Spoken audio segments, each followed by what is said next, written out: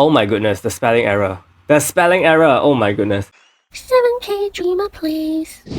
Hi guys, welcome back to my channel. Today we'll be looking at polishing stones, and yes, I bought the packs. I bought 2 packs, okay, for science and for content, because I really want to see how it works. And even when I was making the video, I learned so many things about the polishing stones. But before that, we're gonna look at PvE main, because usually I would say you need to focus on your PvE equipment first. You need to boost your PvE DPSs to a very good level. Okay, but as we know, at this point, polishing stones are really end-game stuff. So for many of you watching right now, you probably will find this a little unrelatable, but don't worry, just hear me out through the whole video, okay? I'm gonna look at level 8 raid, item raid, and we're gonna look at May's equipments first before the second level polishing.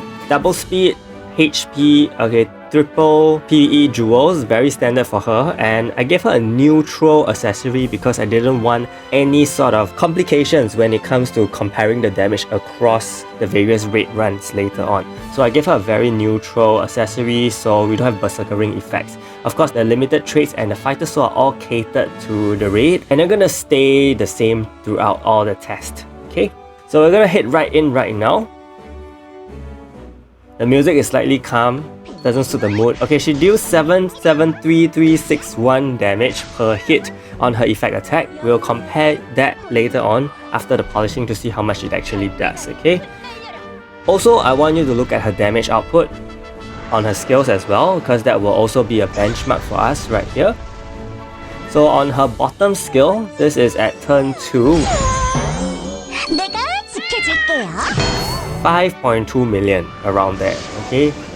Next, I'm going to use her awaken skill at turn 3.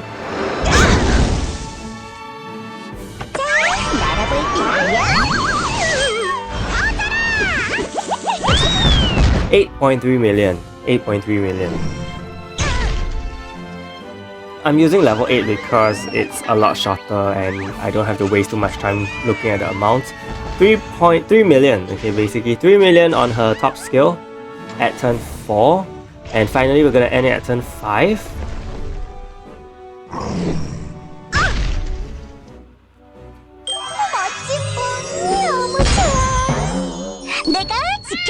Okay, so turn 5 with exploit vulnerability is 8.3 million. Okay, turn 5 with exploit vulnerability, the bottom skill hits for 8.3 million. I'm gonna do another run just to compare. Look at the effect attack, it's the same amount, 773361, okay, per hit.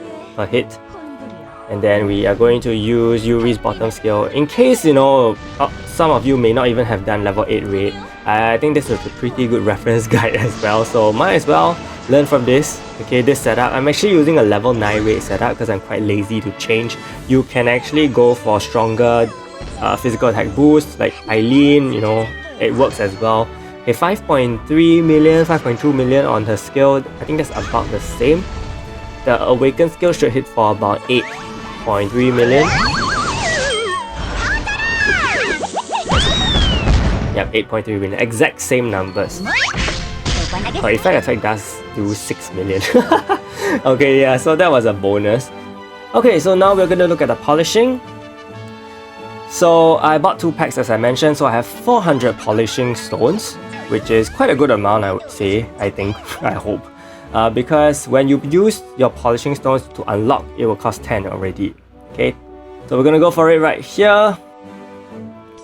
Oh my goodness, the spelling error. The spelling error, oh my goodness. Okay, so we do get some boost already. Okay, that's the good thing about polishing, you never know where you're gonna end up. And it seems that we are kind of midway, so I want to see how much we need to use to actually push our item all the way to the maximum if possible, because I don't really want to waste too much because there's a lot more to explain. Not too bad for the first try. I'm using 10 counts. Whoa, nice. Okay, hope we get some stuff. Some more. Come on. Okay, so yeah, you can see the boost there. Not too much. We're gonna try a little bit more, just to see if we can push it. Usually, it seems easier for world boss weapons, I feel, compared to PvP weapons. Usually, world boss weapons, the chance of increasing feels a little better for me. Okay, not too bad. We are at the last stage. Not too bad.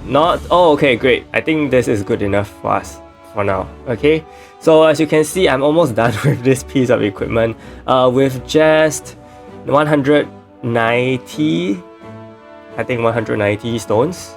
Not too bad, not too bad. Okay, but we're gonna test her out right now. You see that her stats actually increased by 150, her attack stats. Previously it was 24271, now it's 24421, so it increased by 150, but that is only because of the weapons polishing buff. Okay, so I'm comparing this to the first run. You can see the effect attack already increases. Okay, the effect attack does do 57,000 more damage overall, not per hit, overall. Okay, so that is pretty decent.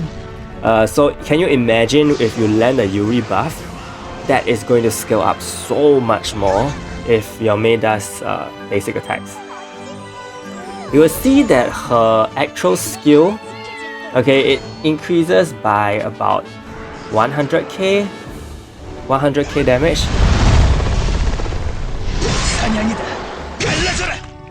Look at the smaller mirror now. She's using her awaken skill. Remember, it was 8.314. Over here she does 8.449. Okay, so that's about 140k more damage, and that is because she does also receive physical attack, PvE physical attack increase on the substat of the weapon. Okay, and then she also deals, she also has 150 more points in actual attack. So look at the smaller mirror now. Remember, she dealt 8.319 million, okay, in her last skill. This is 8.426. So it's about 100k more damage overall. It's not too significant. Why? Because if you're polishing speed items, oh my god, look at that. That was quite good effect attack damage.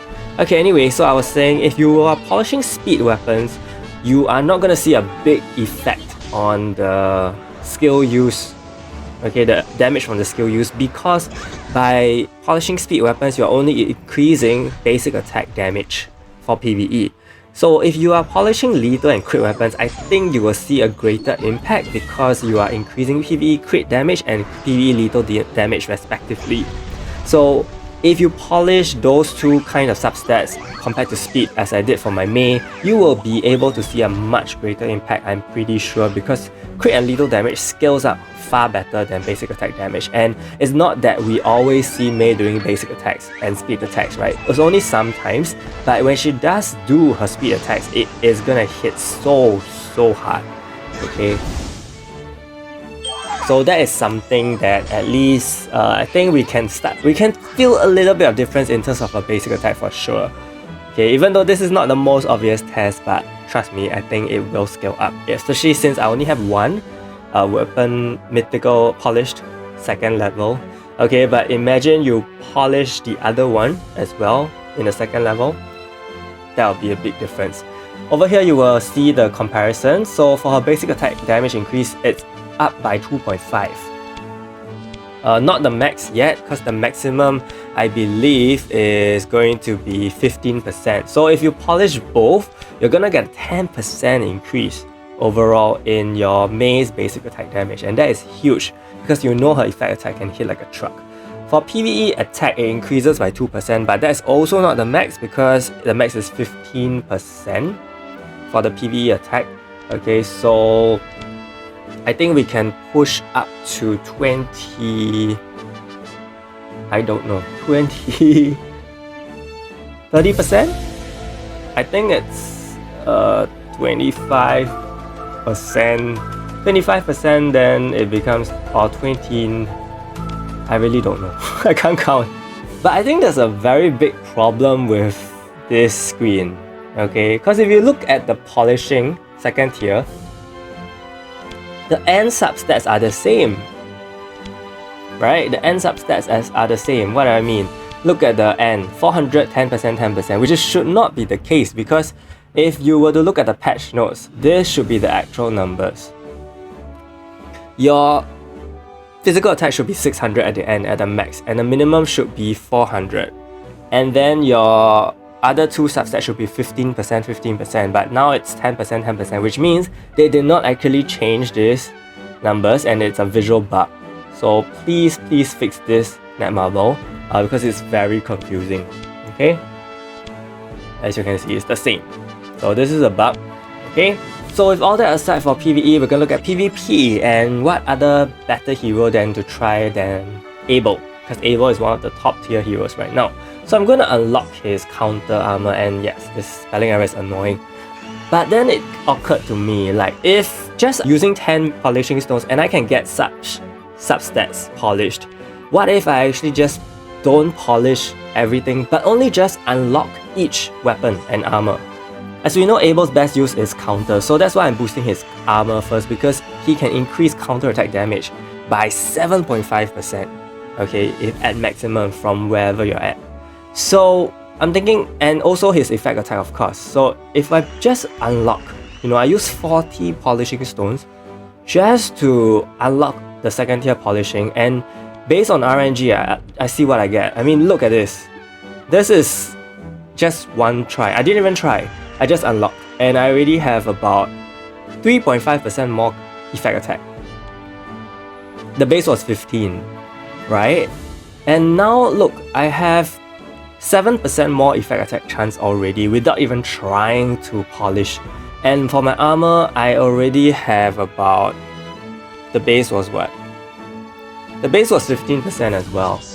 And I was hovering at about 18.5, so I kind of have about 6 to 7% more counter attack damage already without even trying to polish. So what if I just continue this on all my PvP heroes?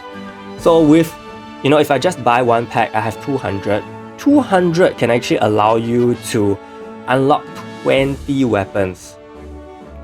And you have 5 heroes on your main PvP team. Each of them have 4 pieces of gear. So just one pack can allow you to unlock the polishing for all your PvP, and I think that is already a huge increase, over so many other players if you actually do that, right? Without even polishing, okay? Because most players probably won't even be getting the second tier in the first place. So if you actually do invest, just getting one pack can allow you to unlock all if everything is already at max level, obviously. So I was quite mind blown by this. So I decided that, okay, I'm gonna just give a few rounds of polishing just to test them out, because, yeah, look at that. At the middle part, your polishing chance is the highest. So if you manage to score there, you are pretty much at a very good stage. Look at that. Look at the buff. Look at the... Ooh! Yeah, so my counter attack damage has just increased by a whole lot more. I won't say a whole lot more, of course, but little percentages like these can actually help. Even though I'm sure Abel already slays with his counter attack, but who doesn't want more counter attack damage, right?